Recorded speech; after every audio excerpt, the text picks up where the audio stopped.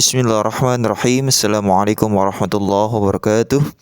Alhamdulillahilladzi wasa'at rahmatuhu kulla syai'in. Alhamdulillahilladzi la yuhitu bihamdihi ahad. Alhamdulillahilladzi ja'ala al-amala wal iman subulan lin nasri 'ala syada'id wal mihan. Asyhadu an la ilaha illallah wahdahu la syarikalah wa asyhadu anna Muhammadan abduhu wa rasuluhu salawatu rabbi wa salamuhu alaihi wa ala alihi wa ashabihi ajma'in, amma ba'd. Alhamdulillah, segala puji bagi Allah, Tuhan yang telah memberikan kita kesempatan untuk bersama-sama kita belajar dalam rangka mencari ridha Allah Subhanahu wa taala. Salawat dan salam senantiasa kita tercurahkan ke hadirat junjungan Nabi besar Muhammad sallallahu alaihi wasallam, keluarganya, sahabatnya dan seluruh pengikutnya hingga akhir zaman. Ayo ikhwah para pendengar yang dimuliakan Allah, pada kesempatan kali ini izinkanlah saya menyampaikan sebuah pesan yang insyaallah akan bermanfaat untuk hidup kita di dunia dan di akhirat, yaitu adalah jangan berputus asa. Kita semua tentunya pernah merasakan kegagalan, kesedihan, ataupun bahkan tekanan hidup yang begitu berat. Terkadang rasa putus asa datang menyelimuti kita semua. Masalah yang datang bisa begitu besar dan tampaknya tak ada jalan keluar. Ketika menghadapi kesulitan, banyak dari kita merasa bahwa hidup tidaklah adil atau kita tidak cukup kuat untuk menghadapinya.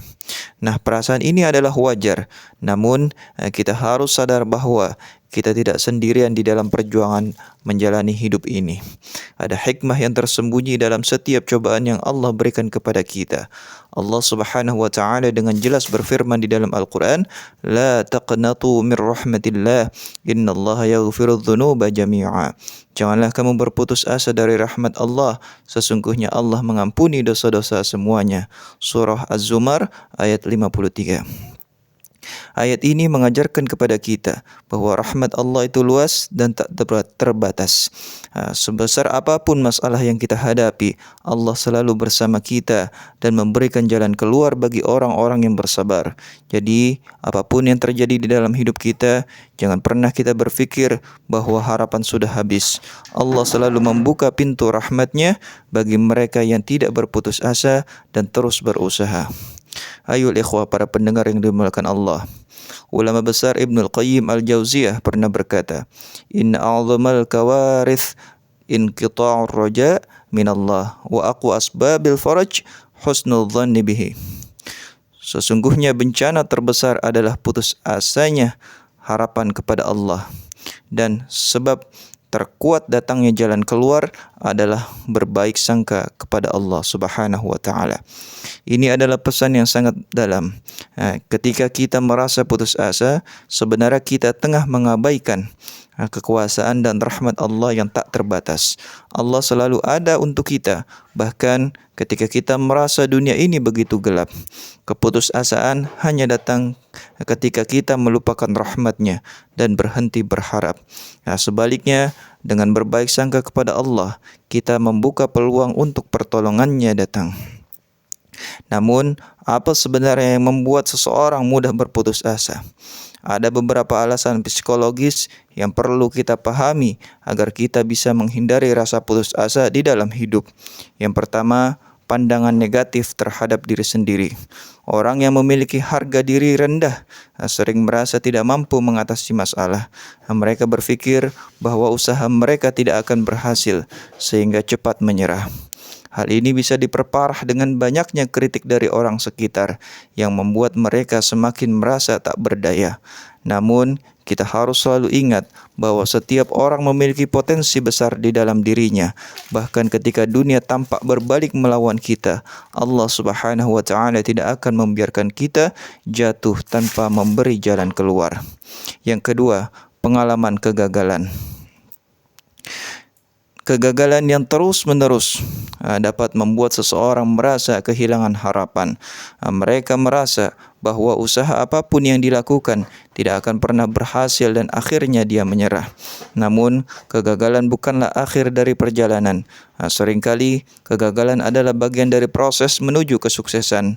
Dalam sejarah hidup para salafus saleh, kita banyak menemukan kisah orang-orang yang pernah gagal, tetapi dengan ketekunan dan tawakal mereka kepada Allah, akhirnya berhasil mencapai tujuan yang lebih tinggi. Yang ketiga, kurangnya dukungan sosial. Ayol ikhwah, ketika seseorang merasa sendirian atau tidak memiliki dukungan dari keluarga ataupun teman, mereka lebih mudah kehilangan motivasi. Dukungan sosial sangatlah penting dalam mengatasi kesulitan. Oleh karena itu, kita perlu menjalin hubungan yang baik dengan orang-orang di sekitar kita dan memberikan dukungan ketika mereka sedang terpuruk. Dengan saling menguatkan, kita bisa melewati kesulitan bersama-sama. Yang keempat, tekanan yang berlebihan. Terlalu banyak tekanan, baik dari diri sendiri maupun lingkungan, dapat membuat seseorang merasa kewalahan dan akhirnya menyerah. Kita seringkali menuntut terlalu banyak dari diri kita sendiri atau merasa bahwa harapan orang lain begitu berat untuk dipenuhi. Dalam situasi seperti ini, penting untuk berhenti sejenak, menarik nafas panjang dan merenung. Ingatlah bahwa kita hanya bisa melakukan yang terbaik sesuai dengan kemampuan kita dan hasilnya kita serahkan semuanya kepada Allah Subhanahu wa taala. Yang kelima, gangguan psikologis. Gangguan seperti depresi seringkali membuat seseorang merasa bahwa tidak ada jalan keluar dari masalah, meskipun sebenarnya ada solusi. Depresi dapat mempengaruhi cara berpikir seseorang, menguburkan pandangannya tentang masa depan, dan membuatnya merasa tidak ada harapan. Oleh karena itu, sangat penting untuk mengenali tanda-tanda depresi dan segera mencari pertolongan dari profesional agar bisa keluar dari rasa putus asa tersebut. Yang keenam adalah trauma masa lalu. Luka emosional akibat pengalaman buruk di masa lalu, seperti kehilangan orang yang tercinta atau kegagalan besar, juga dapat memicu rasa putus asa. Trauma yang belum sembuh bisa membuat kita merasa takut menghadapi masa depan. Namun ingatlah bahwa Allah Subhanahu wa taala penyembuh dan Dia akan memberikan kekuatan untuk melupakan luka lama dan memulai babak baru di dalam hidup kita. Ayo ikhwah para pendengar yang dimuliakan Allah, meskipun berbagai alasan ini dapat membuat seseorang mudah berputus asa, ingatlah bahwa selalu ada solusi. Kita harus berpikir positif, memperkuat hubungan dengan Allah, dan mencari dukungan dari orang-orang di sekitar kita. Jangan biarkan perasaan putus asa merusak hidup kita. Sebaliknya, marilah kita belajar dari kisah-kisah para salafus salih yang tetap teguh meskipun menghadapi kesulitan yang luar biasa. Contohnya yaitu kisah Nabiullah Ayub alaihissalam, kesabarannya di tengah cobaan berat. Nabiullah Ayub adalah teladan terbesar di dalam menghadapi cobaan hidup. Beliau menghadapi ujian berat, kehilangan harta, anak-anak dan juga kesehatan. Meski sakit parah selama bertahun-tahun lamanya, beliau tetap bersabar dan tidak berputus asa. Allah mengabulkan doa Nabiullah Ayub dan memberikan kesembuhan serta kebahagiaan yang lebih besar. Ini mengajarkan kita untuk tidak berputus asa meski cobaan terus begitu amat berat terasa. Yang kedua, Imam Ahmad bin Hanbal. Keteguhannya di dalam penjara. Imam Ahmad bin Hanbal pernah dipenjara dan disiksa karena mempertahankan keyakinannya.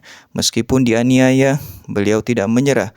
Beliau berkata, jika seorang hamba mengetahui bahwa apa yang dia derita ada dalam kehendak Allah, maka dia tidak akan pernah merasa lemah ataupun putus asa.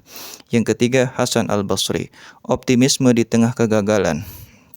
Hasan al-Basri pernah berkata kepada seseorang yang merasa putus asa karena banyaknya dosa, "Wahai saudaraku, janganlah engkau berputus asa dari rahmat Allah. Sesungguhnya tidak ada dosa yang lebih besar daripada rahmat-Nya. Bertaubatlah karena Allah Maha Pengampun." Yang keempat, Umar bin Khattab, keberanian melawan kesulitan.